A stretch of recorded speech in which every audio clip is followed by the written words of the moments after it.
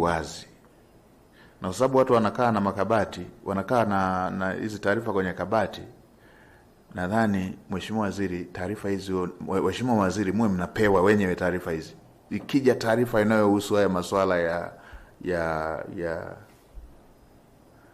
aidha kwenye kazi ama kwenye hizo program zingine nilizozisema, hebu pateni taarifa hizo.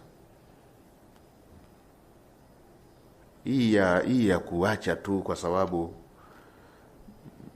wewe ndio kufikia ujawa na interest, haiwezi ikawa sawa. Hii haiwezi ikawa sawa. Kwa hili lilikuwa eneo lingine, nadhani tutakapomaliza mada hii mwishoni tutamaliza na kupata taarifa kutoka kwa wenzetu ambao wanakutana na masuala ya aina hii. Mimi nimetolea mfano tu ambao nilikutana informally huko nilikokuwa napita huko kwenye baadhi ya nchi huko, tulikuwa tunajadiliana masuala haya.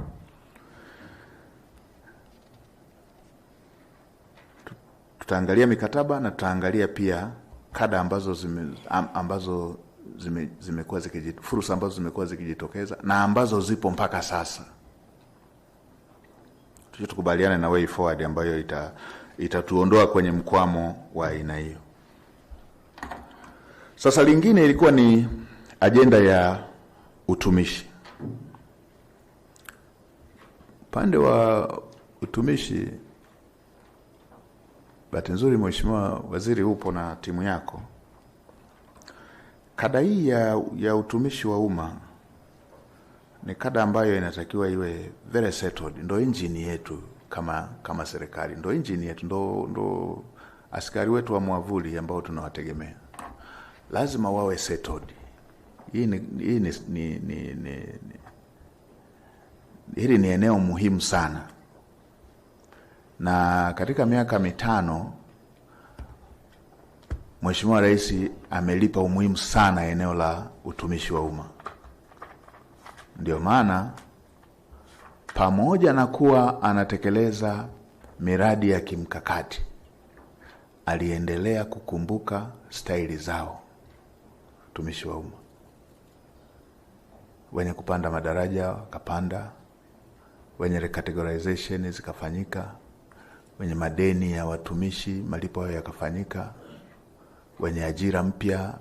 Nadhani katika kipindi kifupi Mheshimiwa Rais ametoa ajira mpya nyingi sana kuhakikisha kuna balance ndani ya sekta ya utumishi wa umma. Hii ni kada muhimu sana, na mimi niwaambieni mafanikio haya tunayoyataja, bila kazi nzuri ya utumishi wa umma tusingeyapata. Na watumishi wa umma wanapopita popote wasipite kinyonge. Wafanya kazi kubwa kwa ajili ya nchi yetu, wasipite kinyonge. Wasio overtaken na mmoja aliye mbovu. Hata kwenye familia watu wa aina hiyo huwa wapo. Wasio overtaken, wasije wakasumbuliwa na mwangwe huo wa mmoja. Wale hata kwenye familia watakuwepo tu. Lakini generally watumishi wetu wamefanya kazi kubwa.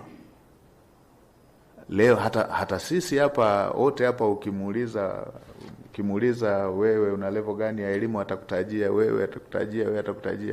Walimu wetu wale wametufundisha ni watumishi, ni Watanzania. Ni Watanzania.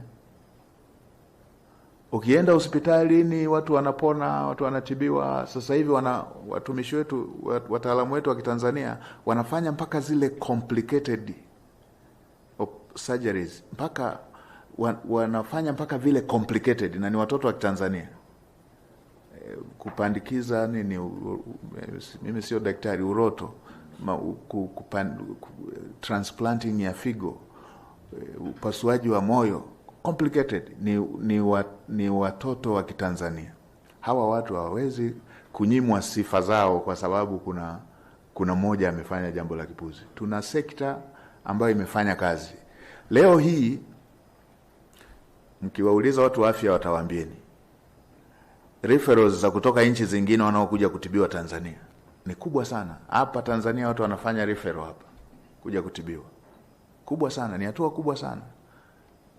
Matibabu ya kibingwa watu wanayafuata Tanzania. Kwa Mheshimiwa Waziri, hii message ya watu wanaofanya kazi nzuri ni nzuri sana ikiwa loud and clear. Wanafanya kazi nzuri, iwe loud and clear.